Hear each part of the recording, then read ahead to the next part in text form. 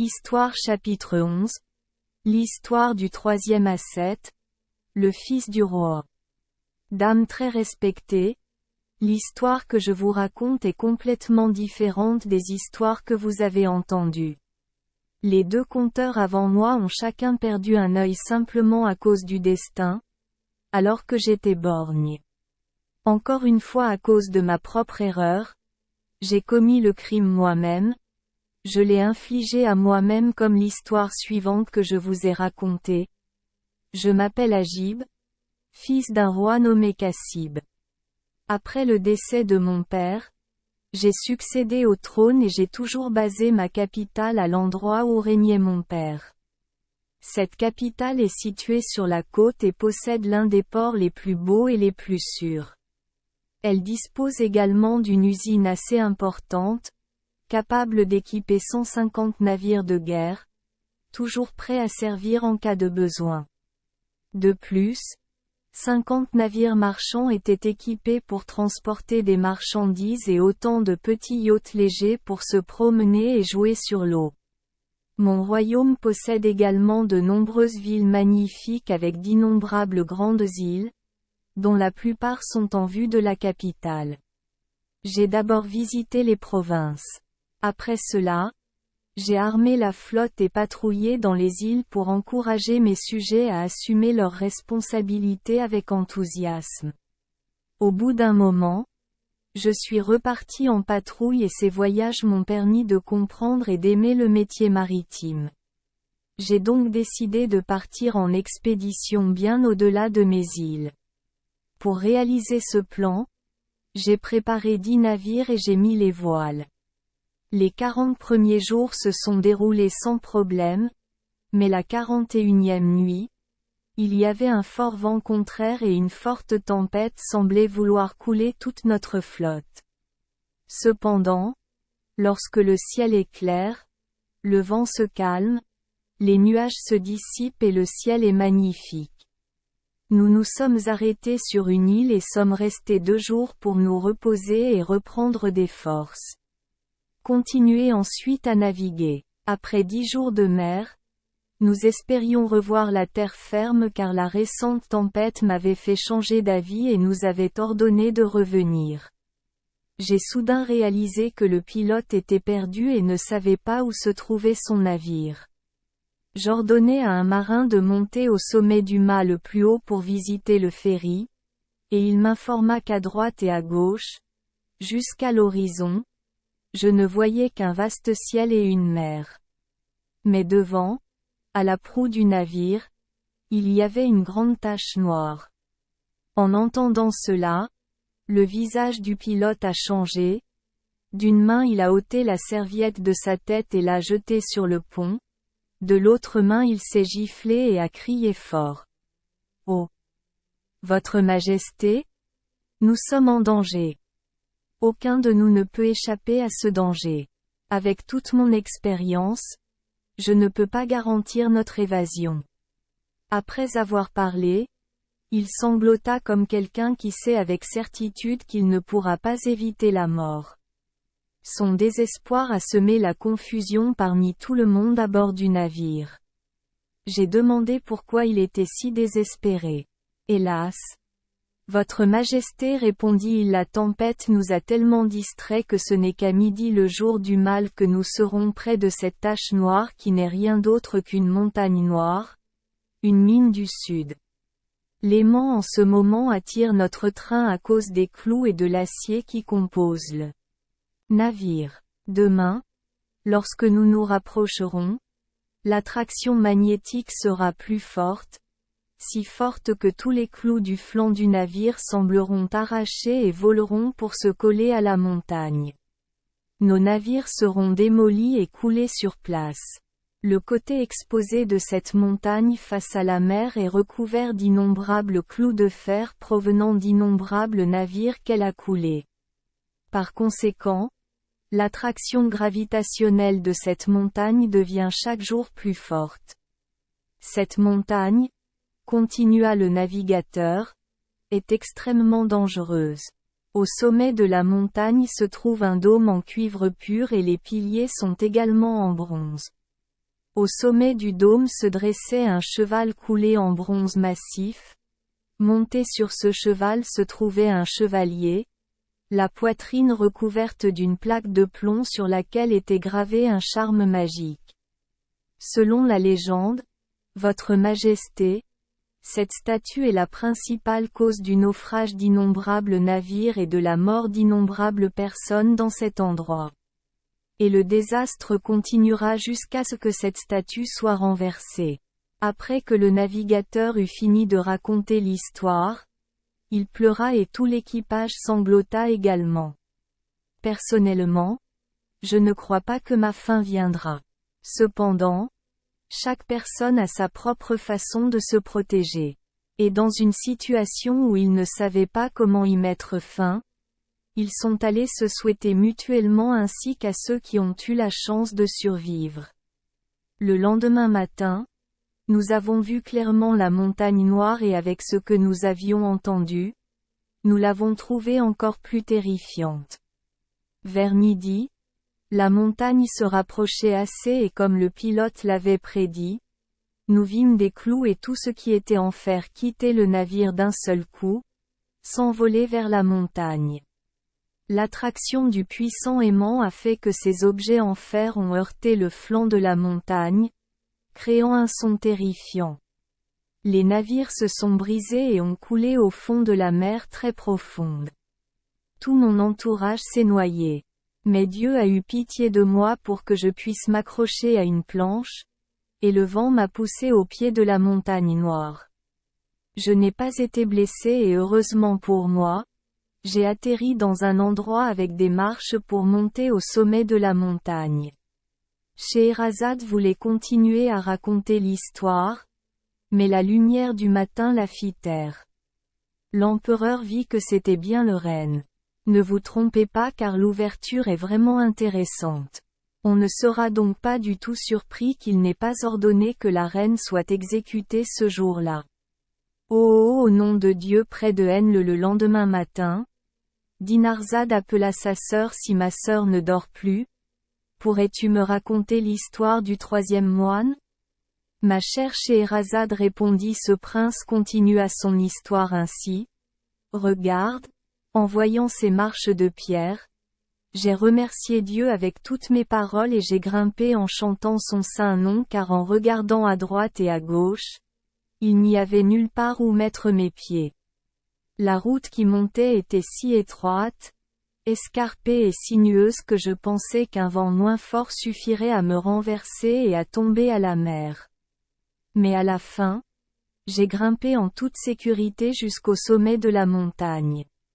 Je suis allé sous le dôme de bronze et je me suis agenouillé pour embrasser le sol et j'ai remercié Dieu pour son aide. J'ai passé la nuit sous cette arche.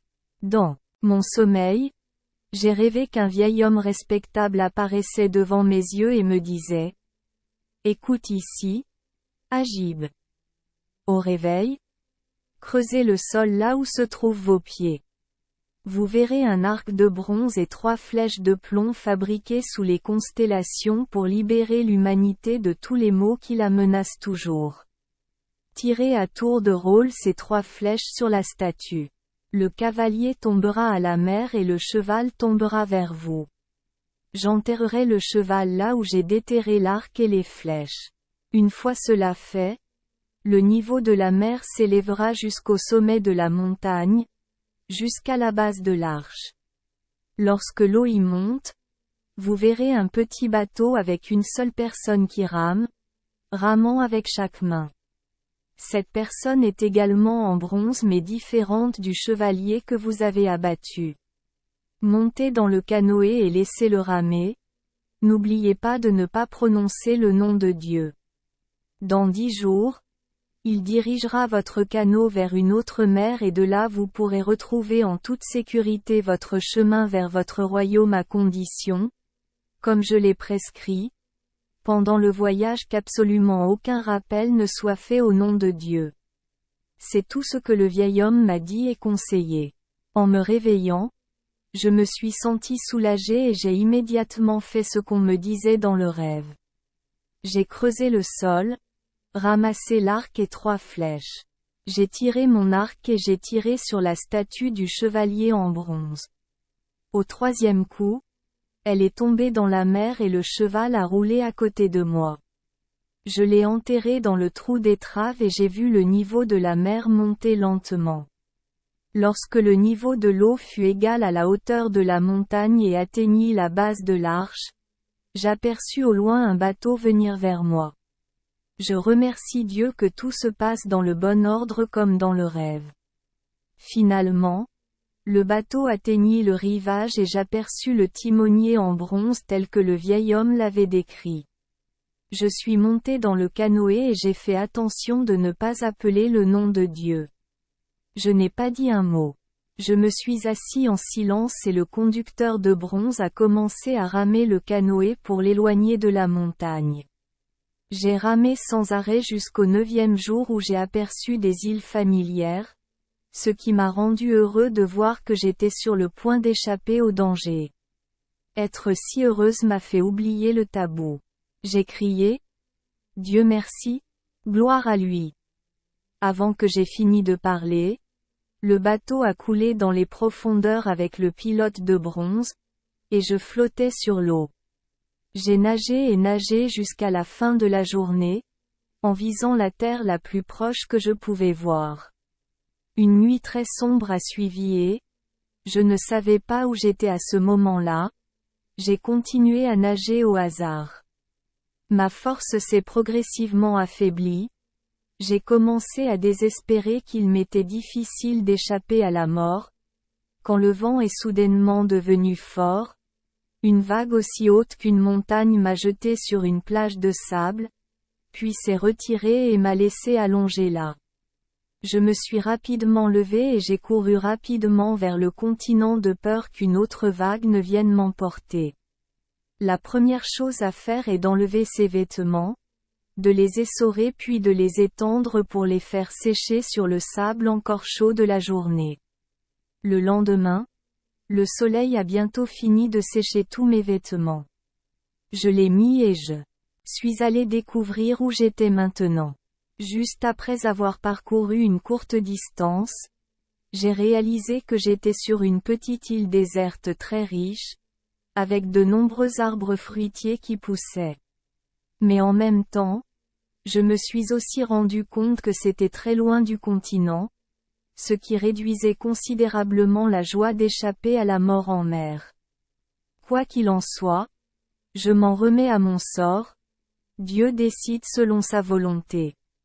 À ce moment-là, j'ai vu un petit navire venant du continent, avec toutes ses voiles et sa proue pointée vers l'île où je me trouvais. Nul doute qu'il atterrira sur cette île. On ne sait pas si les passagers du train sont des amis ou des ennemis, donc je ne pense pas que je devrais encore me montrer. J'ai grimpé sur un grand arbre aux branches et aux feuilles denses, où j'ai pu observer ce qu'il y avait à bord du navire. Le navire s'est immobilisé dans le chenal étroit et une dizaine d'esclaves en sont sortis avec une pelle et d'autres outils de creusement. Ils atteignirent le milieu de l'île et je les vis s'arrêter et creuser un instant. En regardant leurs actions, il semble qu'ils aient ouvert une trappe.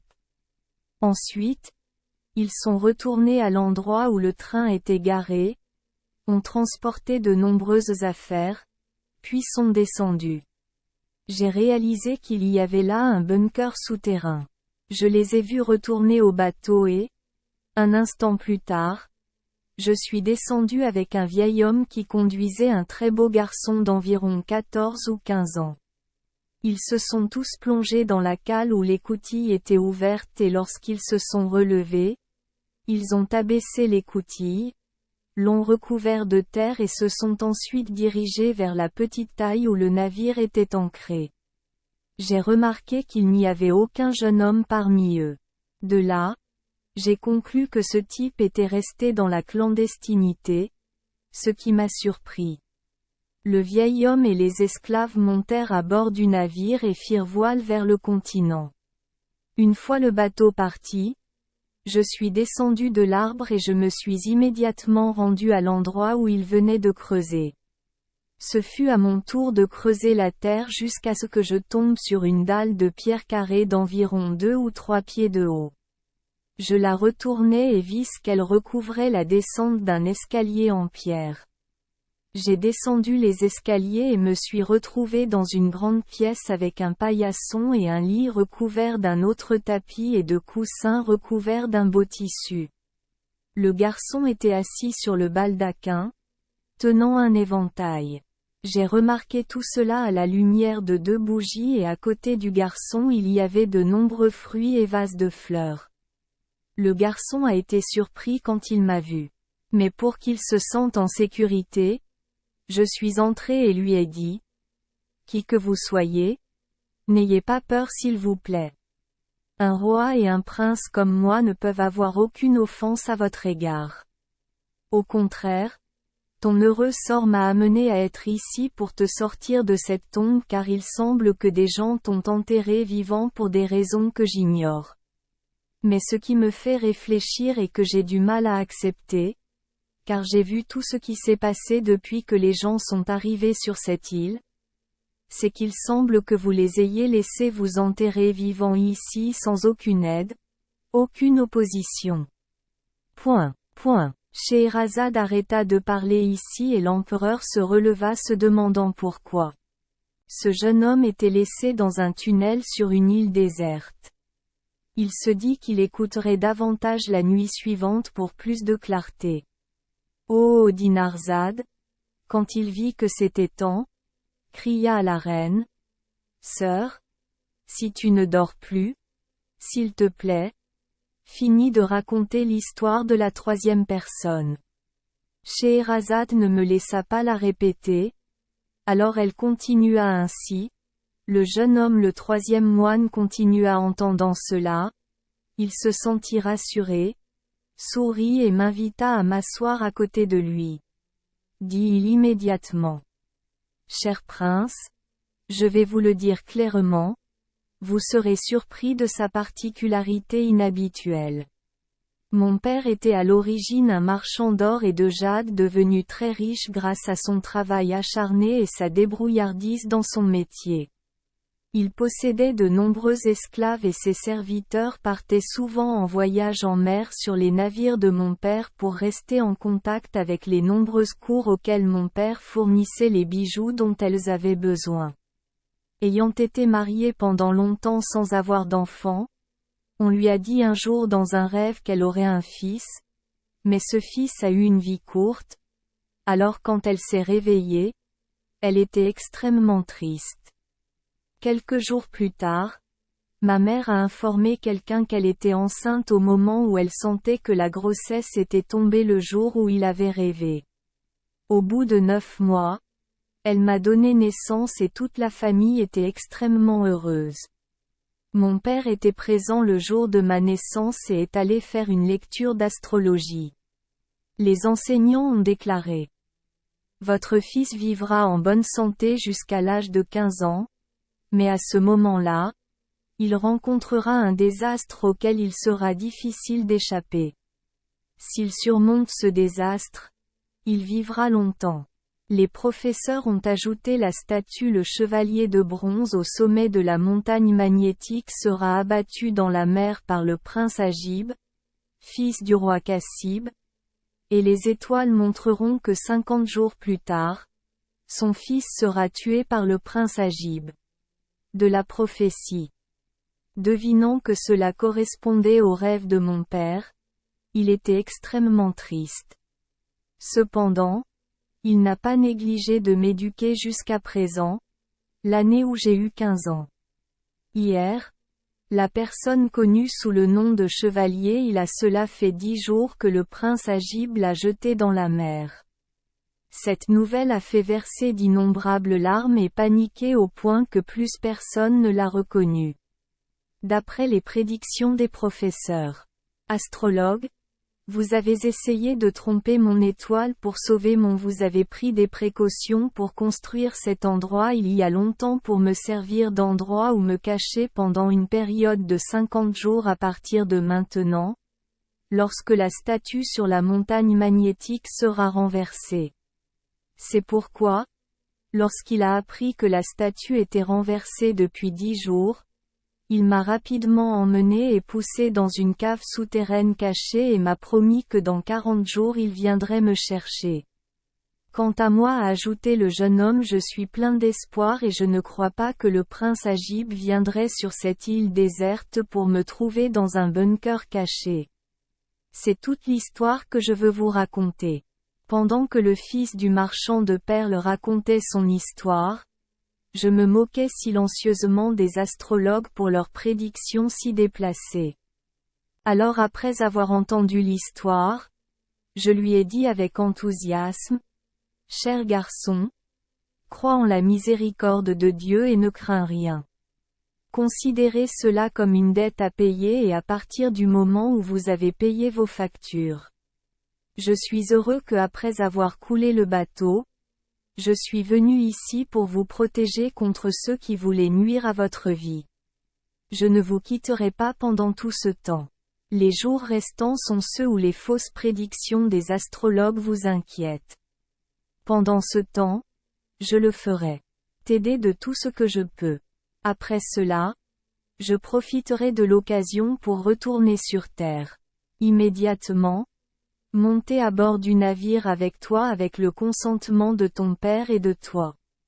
Et quand je reviendrai, dans mon royaume, je ne le ferai pas, j'oublie ma gratitude et j'essaierai de lui montrer ma gratitude bien méritée. Ces mots, mes mots l'ont fait se sentir en sécurité et confiant. J'ai évité de dire que j'étais Agib pour lui faire peur et pour qu'il ne se doute de rien. J'ai donc été très prudent dans mes mots et mes gestes. En discutant ensemble de nombreux sujets jusque tard dans la nuit, j'ai réalisé que ce type était vraiment intelligent. Nous avons mangé ensemble la nourriture qui avait été conservée dans la cave. Non seulement il ne restait pas assez de nourriture pour 40 jours, mais en plus de moi en tant qu'invité, elle pouvait également être donnée à beaucoup d'autres personnes. Après le repas, nous avons continué à discuter un moment avant de nous coucher. Le lendemain matin, je me suis réveillé, je lui ai apporté une bassine d'eau pour qu'il se lave le visage, puis je me suis préparé à cuisiner et quand le repas est arrivé, nous l'avons servi ensemble. Après le repas, j'ai mis en place un jeu pour jouer non seulement pendant la journée mais aussi pour les jours suivants. J'ai fait la même chose pour le dîner. Nous avons mangé, discuté et nous sommes couchés comme la veille. Le temps nous a rapprochés à chaque fois. J'ai réalisé qu'il m'aimait beaucoup et de ma part, un sentiment particulier me faisait le considérer comme un parent. Je me suis souvent dit, ces voyants qui disaient à son père que son fils allait être tué par mes mains étaient de véritables menteurs.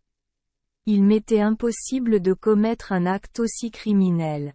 Finalement, madame, nous avons passé 39 jours parmi les plus paisibles et les plus heureux du monde dans ce bunker souterrain.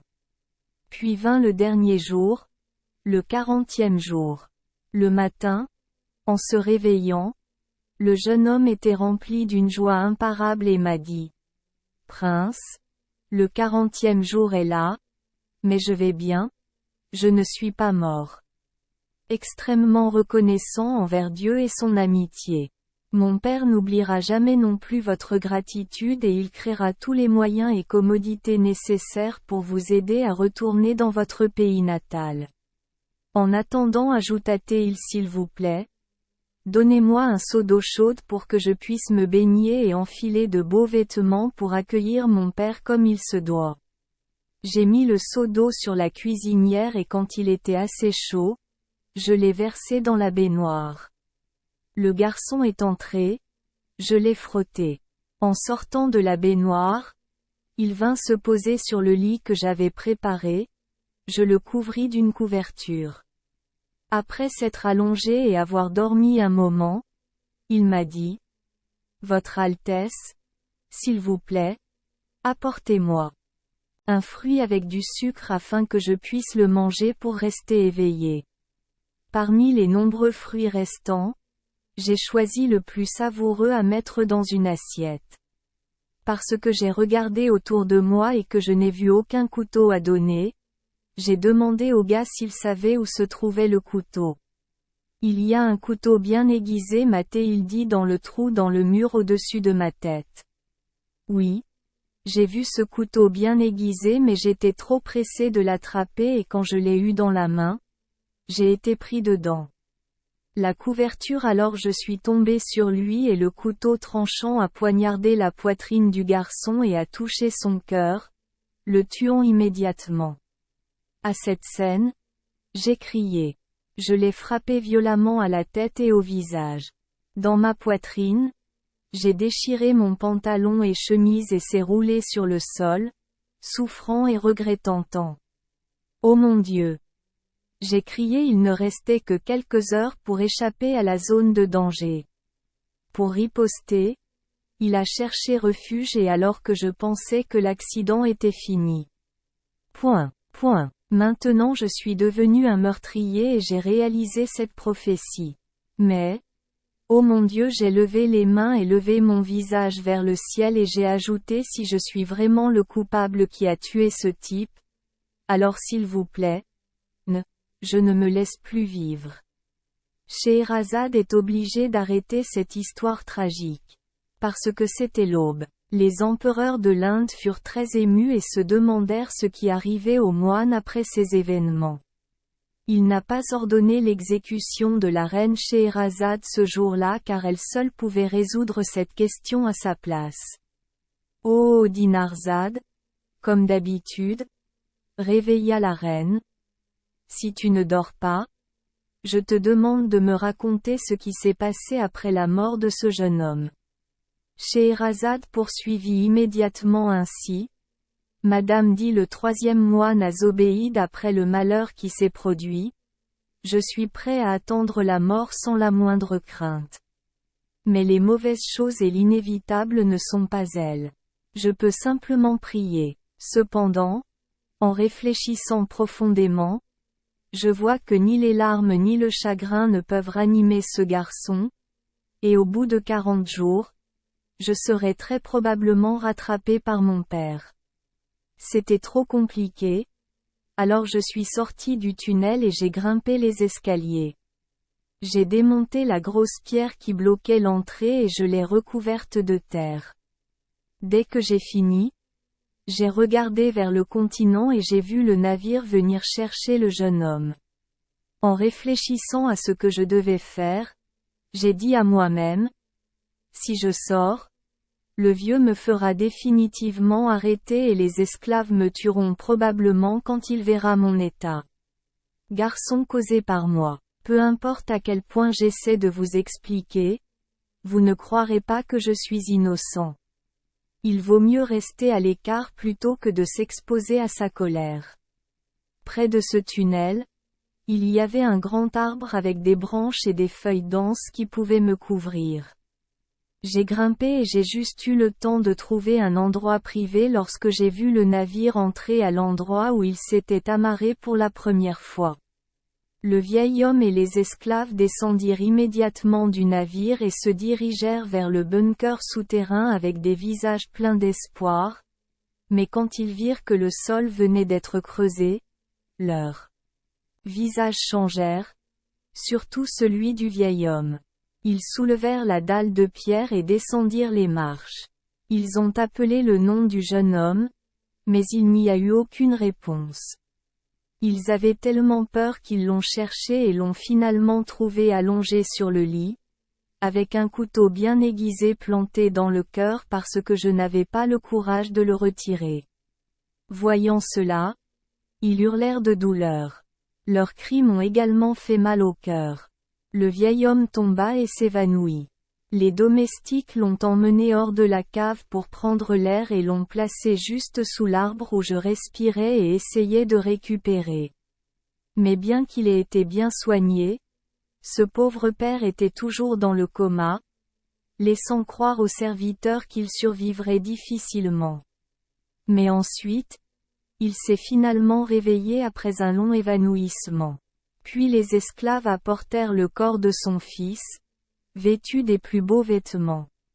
Et après avoir creusé le trou, ils y ont lentement et solennellement placé l'adolescent.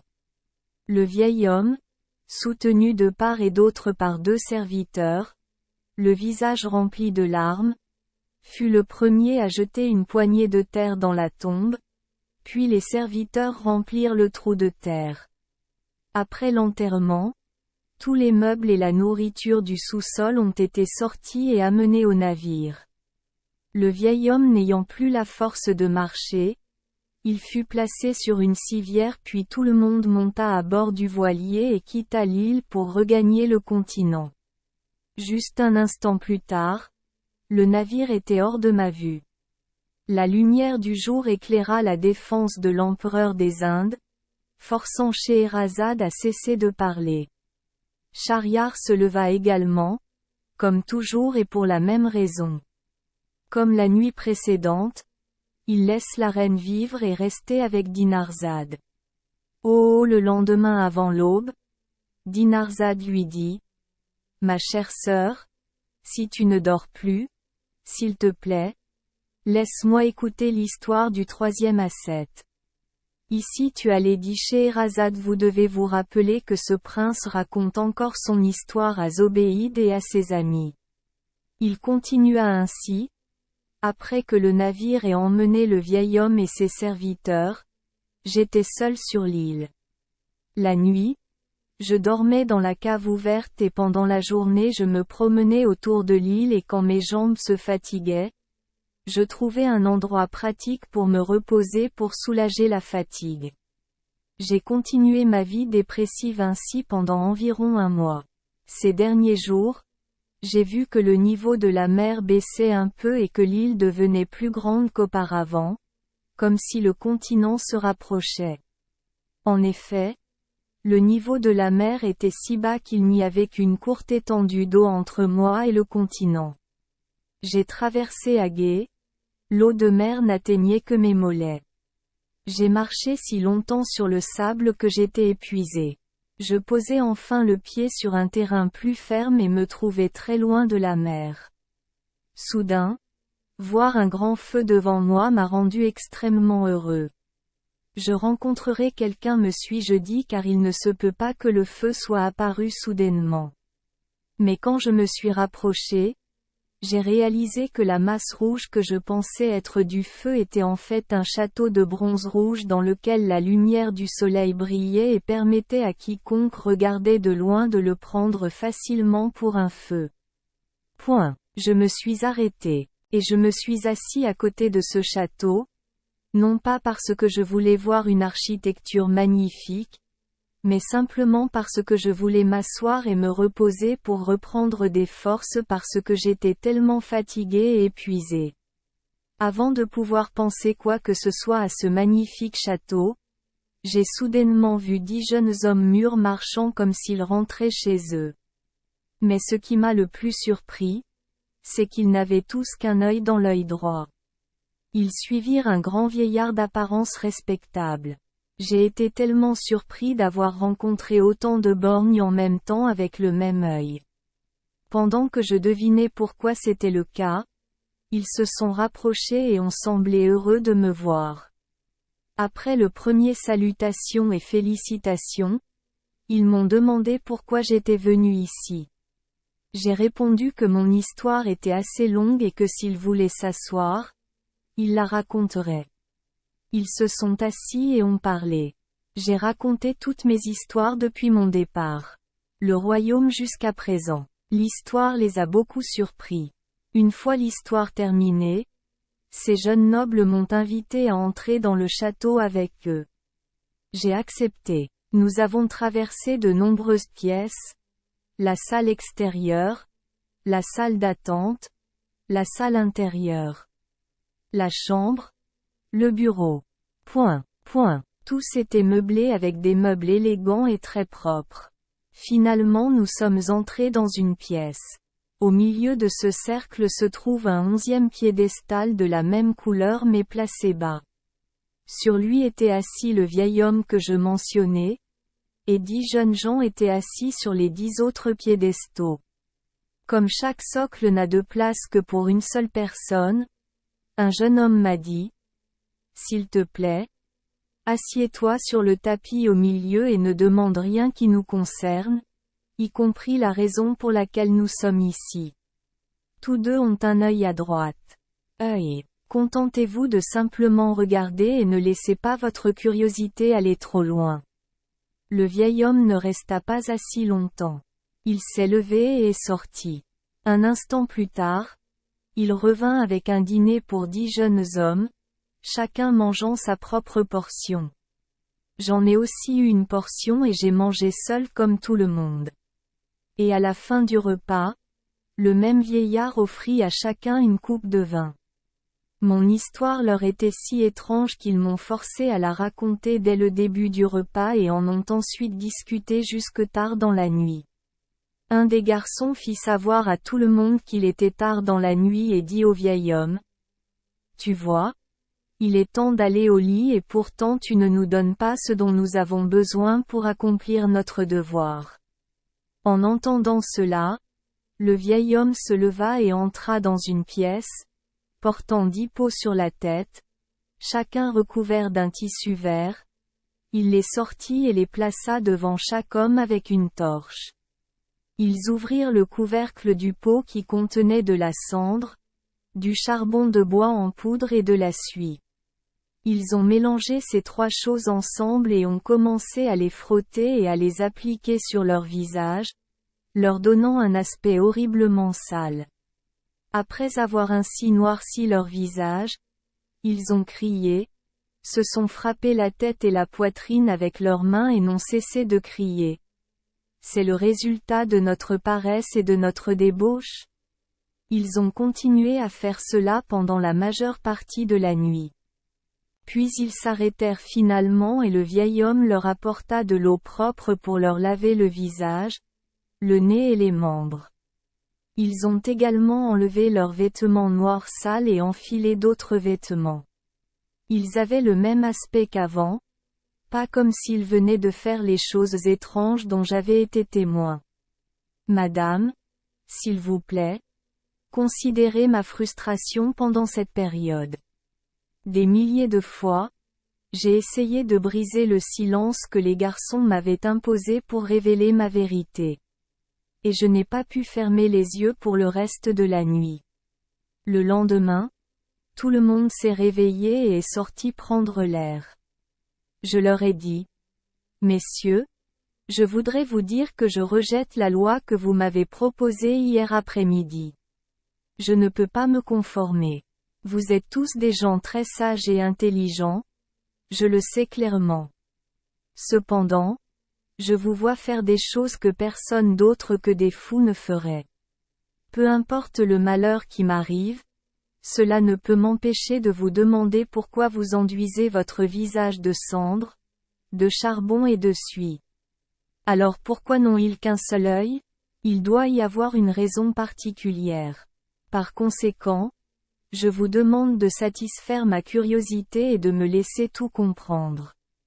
Face à des supplications aussi urgentes, ils n'ont rien dit, tout au plus ils ont juste dit que c'était des choses qui n'avaient rien à voir avec moi, que même si je le savais, cela ne servirait à rien, alors je devrais simplement rester tranquille. Pendant la journée, nous parlions de choses et d'autres sans arriver à rien, mais le soir venu, après avoir mangé et bu séparément, le vieil homme sortait les pots verts, et les garçons se barbouillaient le visage et le nez pour le rendre noir. Puis se frappent et s'exclament, « C'est le résultat de notre paresse et de notre débauche ?» Le lendemain et les jours suivants, ils firent encore la même chose. Finalement, incapable de réprimer ma curiosité, je leur ai sérieusement demandé soit de m'expliquer clairement la situation, soit de me montrer le chemin pour rentrer dans ma ville natale, car je ne pouvais plus rester avec eux alors que je devais en être témoin tous les soirs. Scène étrange sans en comprendre la raison. Un des garçons m'a dit au nom de nous tous. Ne soyez pas surpris de notre attitude à votre égard, si jusqu'à présent nous n'avons pas cédé à vos supplications. C'était simplement par amitié pour lui. Nous voulons vous éviter la même triste situation que celle que vous avez vue en nous. Si vous voulez vraiment connaître le même sort misérable que nous, dites-le simplement. Nous répondrons à votre demande. Je leur ai dit que j'étais prêt à en supporter toutes les conséquences. Encore une fois, dit le même type, nous vous conseillons de freiner votre curiosité. Cela vous fera perdre cet œil droit. C'est bon, dis-je, je te déclare que si ce désastre m'arrive, tu ne seras pas du tout responsable et c'est parce que je l'ai causé. Ce type m'a aussi dit qu'une fois que j'aurai perdu un œil, je ne pourrai plus rester avec eux, en supposant que j'avais cette intention, car le nombre était suffisant et ne pourrait plus être ajouté. Je leur ai dit qu'être avec eux était un souhait pour moi, mais que si nécessaire, j'étais prêt à obéir car à tout prix, j'attendais d'eux qu'ils répondent à mes exigences. 10 garçons ont, vu que ma décision était décisive, ont immédiatement pris un mouton, l'ont tué, l'ont écorché, m'ont donné le couteau qu'ils utilisaient et m'ont dit, « S'il te plaît, prends ce couteau, il t'aidera, auquel cas nous te le dirons plus tard. Maintenant, s'il vous plaît, allongez-vous dans cette peau de mouton pour que nous puissions la coudre et la fermer. Ensuite, nous partirons, vous laissant seul ici. » À ce moment-là, un oiseau inhabituellement grand appelé aigle apparaîtra dans les airs. Il pensait qu'il était un mouton et allait fondre, le voler et s'envoler jusqu'au 7e ciel. Mais n'ayez pas peur, il retombera au sol et vous placera au sommet d'une montagne. Lorsque vous touchez le sol, utilisez ce couteau pour couper la peau de mouton et sortez. L'aigle, le voyant, sera effrayé et s'envolera, le laissant libre. Ne vous arrêtez pas là, continuez simplement à marcher jusqu'à ce que vous arriviez devant un immense château recouvert de plaques d'or, de pierres de jade géantes et de nombreuses autres pierres précieuses pures. Il atteignit la porte du château et entra car la porte restait toujours ouverte. Nous tous ici avons également visité ce château. Je ne vous dirai pas ce que nous avons vu et ce qui nous est arrivé là-bas. Il le découvrira par lui-même. Ce que nous pouvons vous dire, c'est que nous avons chacun payé de notre œil droit, et la punition dont vous avez été témoin était quelque chose qui devait être fait parce que nous étions dans ce château.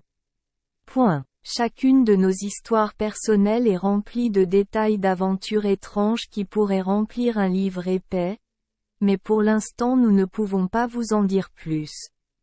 M'a réveillé plus tôt que d'habitude, me racontant une longue histoire de peur de déranger le roi, mais voici, le ciel était déjà clair au bon moment, me forçant à m'arrêter. La curiosité de l'empereur Shahryar avait gagné son propre serment. Oh, Dinarzade ne s'est pas réveillée aussitôt qu'hier soir. Cependant, elle a quand même appelé sa sœur avant l'aube. Si tu ne dors plus, je te raconterai l'histoire du 3e moine. Scheherazade continue ainsi. Le même ascète moine dit à Zobéide, « Madame, un des 10 garçons borgnes m'a dit ça dont je viens de vous parler. Alors je me suis glissé dans la peau du mouton, j'ai pris le couteau qu'on leur avait donné.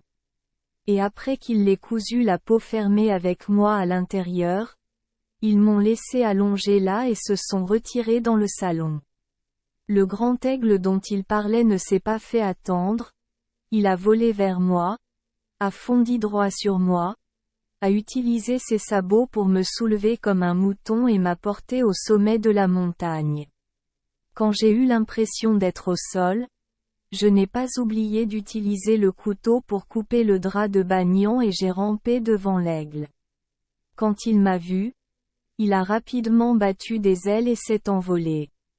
Cet aigle est un oiseau à plumes blanches d'une taille terrifiante. Avec cette force, il peut être ramassé comme un éléphant dans les plaines et emmené en haute montagne pour être abattu. Désireux d'arriver au château, sans perdre de temps, j'ai marché vite et suis arrivé en seulement une demi-journée. Je peux dire qu'à mes yeux, ce château est bien plus splendide que ce que je l'ai entendu décrire.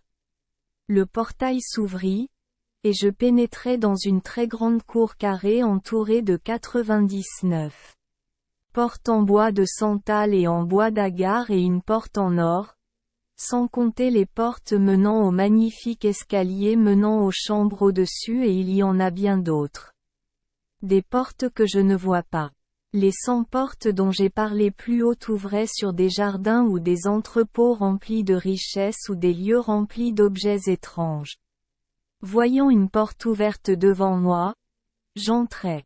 C'était un grand salon dans lequel 40 jeunes femmes étaient déjà assises, d'une beauté magnifique que même l'imagination pouvait difficilement surpasser. Ils s'habillaient luxueusement. Dès qu'ils m'ont vu entrer, ils se sont tous levés et sans attendre que je les salue ou les félicite, ils m'ont exprimé leur joie et m'ont dit: Noble jeune homme, félicitations, félicitations. Et une jeune femme parla au nom de tout le monde: Ça faisait longtemps, on attendait un brave type comme toi. Votre apparence nous indique que vous possédez toutes les qualités que nous désirons et nous espérons que vous ne trouverez pas notre présence désagréable ou indigne de vous.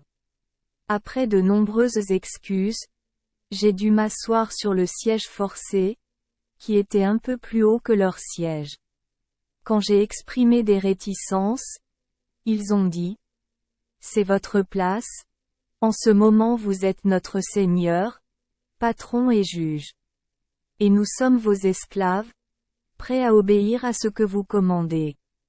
Rien au monde, madame, ne m'a plus surpris que l'attitude enthousiaste de ces belles jeunes femmes, prêtes à servir, à répondre à toutes mes demandes. Une dame m'a apporté de l'eau chaude pour me laver les pieds. Une autre fille m'a mis du parfum sur les mains. Ces filles m'ont apporté de nouveaux vêtements pour que je puisse me changer.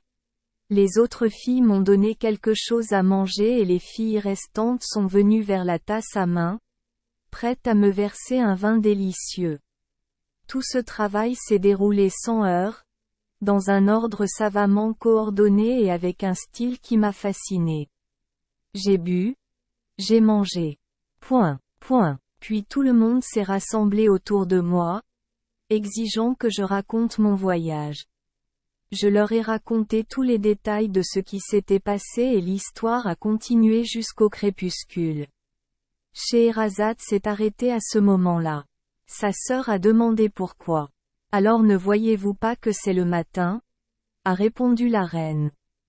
Pourquoi ne l'a-t-il pas réveillé plus tôt?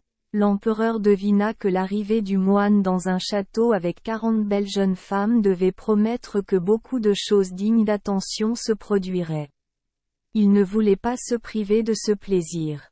Après avoir entendu ce que j'avais à dire, j'ai reporté l'événement. Date du procès de la reine encore plus. Par rapport à la nuit précédente, Dinarzade n'a pas été aussi rapide cette nuit. C'était presque l'aube lorsqu'elle dit à la reine: Chère sœur, si tu ne dors plus, dis-le-moi s'il te plaît. Ce qui s'est passé dans ce magnifique château où vous vous êtes arrêté la nuit dernière. Je vais vous le dire tout de suite, répondit Scheherazade en se tournant vers l'empereur. Votre majesté. Alors le moine continua à raconter l'histoire ainsi.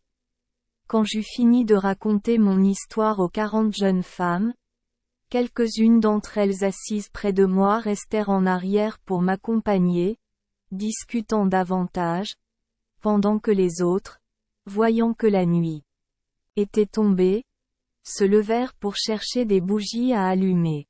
Ils ont apporté beaucoup de bougies, allumées aussi fort que la lumière du jour, mais ils ont disposé les décorations de manière belle et symétrique. D'autres femmes ont déposé sur la table des fruits secs, des confitures et des boissons. Différents types d'alcool sont exposés dans l'armoire. Certaines filles sont apparues avec des instruments de musique à la main. Quand tout fut prêt, les filles m'invitèrent à m'asseoir à table et elles s'assirent également. Nous sommes restés assis ensemble pendant un bon moment.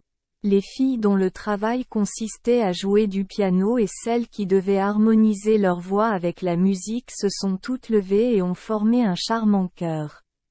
Les autres filles commencèrent une danse, une à une, se tenant par la main, un couple après l'autre, incroyablement élégante et charmante. Après minuit, la fête s'est arrêtée. Une des jeunes femmes a pris la parole et m'a dit: « Tu es fatigué du voyage d'aujourd'hui?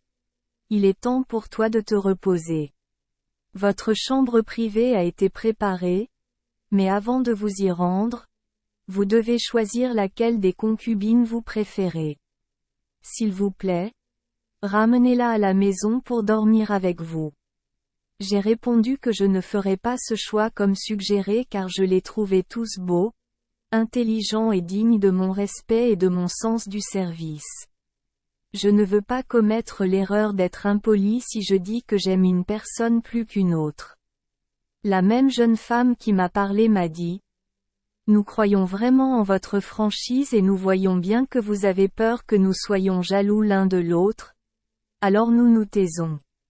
Mais ne soyez pas timide. Nous avons convenu que le bonheur de la fille que vous choisirez ne nous rendra pas du tout jaloux, car chaque nuit, nous profitons à notre tour de ce bonheur. Tous les 40 jours, le tour arrive et un nouveau tour commence. Vous devez donc être libre de choisir, ne perdez pas le temps dont vous avez besoin pour vous reposer. » J'ai dû céder et lui tendre la main. Elle m'a parlé au nom de toutes mes sœurs.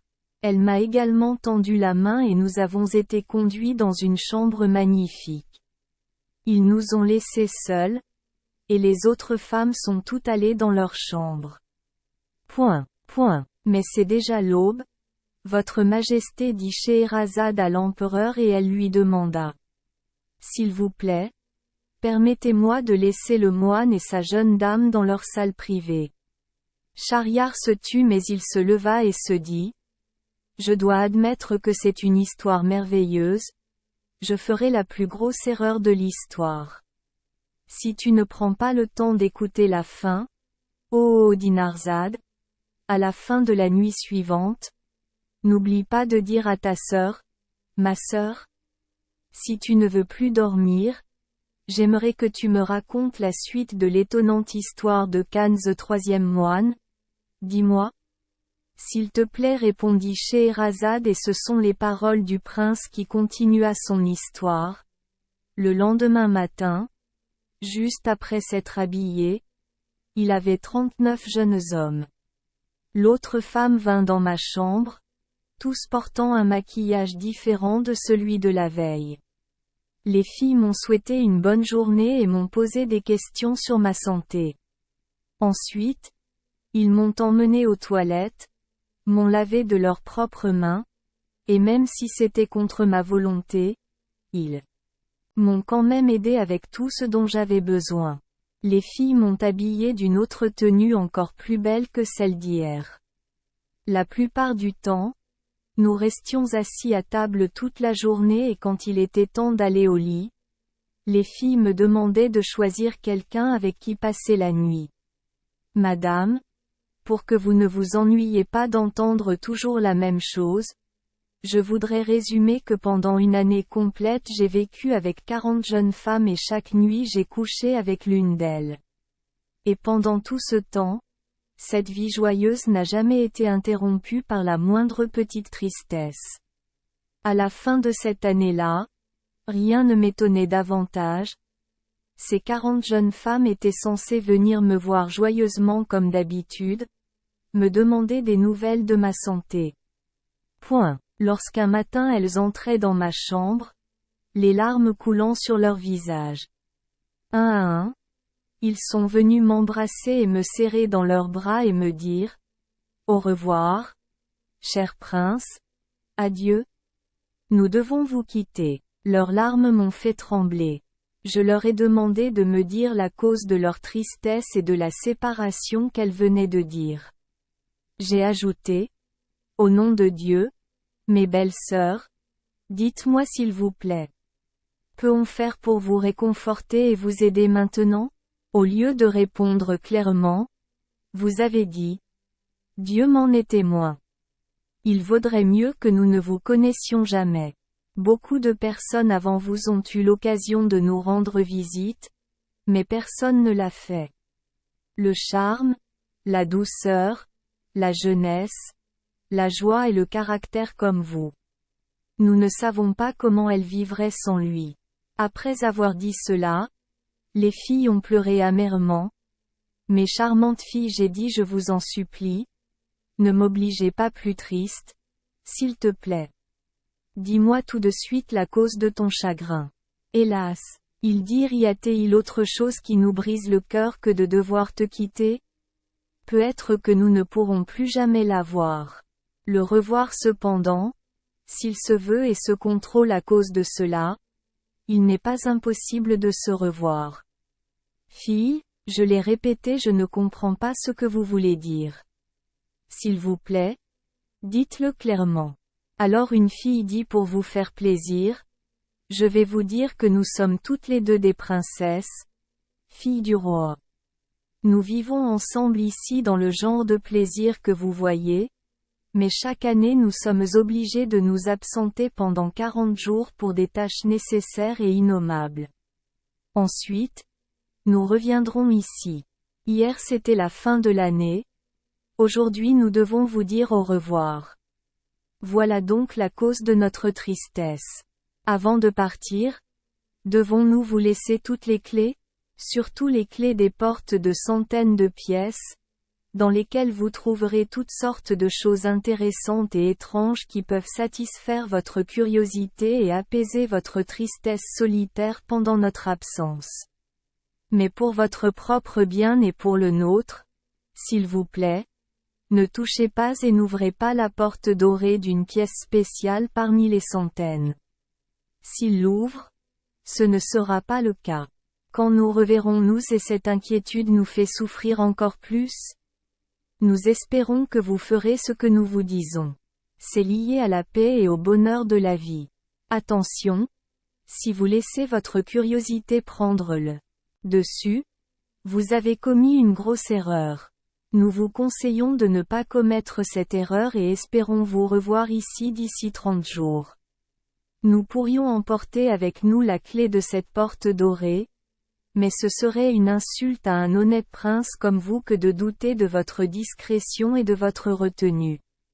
Scheherazade voulut continuer, mais vit que c'était déjà le matin. L'empereur, curieux de savoir ce que faisait le moine alors qu'il était seul au château après le départ des 40 jeunes femmes, a pris rendez-vous pour attendre la nuit suivante. A été précisé. Oh, la bienveillante fille Dinarzade se réveilla bien avant l'aube en appelant à la reine. Ma sœur, si tu ne dors pas bien, tu devrais continuer à le dire à l'empereur, notre Seigneur. Écoute l'histoire que tu as commencée. Scheherazade se tourna vers Charlard et dit, Votre Majesté, vous savez que le moine est toujours raconte son histoire à Zobéide. Il poursuit ainsi, Madame, les mots, les conseils de ces belles princesses me touchent vraiment le cœur. Je leur ai dit que leur absence me rendait infiniment triste. Je suis très reconnaissant pour vos conseils judicieux. Je leur promets que je les écouterai et que je ferai de mon mieux pour faire des choses plus difficiles pour avoir le bonheur de vivre le reste de mes jours avec des femmes rares comme toi. Les adieux ont été remplis d'affection. Je les ai serrés dans mes bras et embrassés un par un. Puis les filles sont parties et je suis restée seule au château. Les plaisirs de la vie commune, les fêtes somptueuses, les concerts et les divertissements m'occupaient tellement toute l'année que je n'avais ni le temps ni la moindre envie de voir les merveilles qui peuvent remplir ce château magique. Je n'ai également prêté aucune attention à toutes les belles choses qui apparaissaient sous mes yeux chaque jour parce que j'étais tellement absorbée par la beauté des jeunes femmes, les voyant uniquement intéressées à faire des choses intéressantes pour moi. J'étais si triste quand ils sont partis et, Même si leur absence n'a duré que 40 jours, j'ai eu l'impression de devoir vivre sans eux pendant des siècles. Je me suis promis de ne pas oublier leur conseil important de ne jamais ouvrir la porte dorée. Et il me semblait que c'était comme ça que j'étais autorisé à satisfaire ma curiosité à ces portes. J'ai pris la première clé qui avait été rangée dans l'ordre. J'ai ouvert la première porte et suis entré dans un verger qui, à mon avis, n'avait pas de verger comparable dans l'univers entier. Je ne pense pas non plus que le jardin paradisiaque que notre religion promet à ses adeptes après la mort puisse être meilleur que celui-ci. La symétrie, la propreté, la merveilleuse disposition des plantes, la richesse et la diversité de milliers de fruits étranges, luxuriants et magnifiques, tout cela a submergé mes yeux. Je ne dois pas omettre de vous faire remarquer, madame, que ce merveilleux jardin est arrosé d'une manière très inhabituelle. Les tranchées d'eau sont intelligemment et soigneusement creusées pour apporter suffisamment d'eau aux racines des plantes qui ont besoin de faire germer de nouvelles feuilles et fleurs. D'autres gouttières amènent juste assez d'eau au pied des arbres qui commencent à porter leurs fruits. D'autres tranchées envoient moins d'eau aux racines des arbres où les fruits ont poussé. D'autres fossés n'arrosent que suffisamment pour les arbres dont les fruits n'attendent que d'être cueillis. Et ces fruits sont également plusieurs fois plus gros que ceux que l'on trouve habituellement dans nos jardins. Quant aux autres fossés qui transportent l'eau jusqu'aux arbres aux fruits mûrs, ils n'ont besoin que de suffisamment d'humidité pour maintenir la qualité des fruits non encore cueillis. Je ne pouvais pas me lasser de regarder un endroit avec des paysages aussi merveilleux et je ne voudrais plus en partir si je ne voyais pas dans mon esprit qu'il y avait encore beaucoup de choses intéressantes que je n'avais pas encore vues. En sortant du jardin, l'esprit plein de miracles, j'ai fermé la première porte et j'ai ouvert la suivante. Au lieu d'un jardin fruitier, il y a un jardin fleuri, ce qui n'est pas moins spécial dans ce type de jardin. Le jardin est constitué d'une grande parcelle de terrain qui n'est pas arrosée de la même manière qu'un verger mais de manière beaucoup plus élaborée afin que chaque type de fleur reçoive juste assez d'eau pour sa croissance. Rose, jasmin, violette, jonquille, jasmin, pivoine, tulipe, digital, œillet, lys et d'innombrables autres fleurs qui autrement fleuriraient selon les saisons, mais ici, des milliers de fleurs violettes et roses fleurissent en même temps. Il n'y a nulle part plus rafraîchissant que dans le jardin où l'air est imprégné de ce parfum. J'ai ouvert la troisième porte, qui était un très grand nichoir. Le sol est pavé de marbre de toutes les couleurs, certaines des pierres les plus précieuses et les plus rares. Cages à oiseaux en bois de santal et bois d'agar. Ces vastes cages contenaient d'innombrables rossignols, chardonnerets, canaris, rossignols et autres oiseaux dont les chants étaient si mélodieux que je n'avais jamais vu personne parler de ma vie. Les pots contenant les graines et l'eau pour les oiseaux sont faits de marbre et d'agate les plus précieux. Ce nichoir est extrêmement propre. Rien qu'à voir son ampleur, j'estime qu'il ne doit pas y avoir moins d'une centaine de personnes pour le conserver dans un état aussi intact. Mais il n'y avait personne en vue, tout comme dans les jardins que j'ai visités, il n'y avait pas un seul brin d'herbe, pas même une petite redondance qui faisait horreur. Le soleil s'était couché, je reviens, mes oreilles résonnent encore des chants de toutes sortes d'oiseaux qui cherchent maintenant l'endroit le plus pratique pour se garer pour la nuit. Je suis retourné dans ma chambre et j'ai décidé de le faire. Merci les enfants des Esperluette Croisillon 39. Avoir écouté des contes de fées au jour Esperluette Croisillon 39. Oui. Espérons que les histoires apporteront aux enfants des moments heureux et significatifs. Si vous aimez notre chaîne, veuillez appuyer sur le bouton S Esperluette Croisillon 39. Abonnez, pour ne manquer aucune histoire intéressante. Je vous souhaite une bonne nuit de sommeil et de beaux rêves. Rendez-vous dans la prochaine histoire.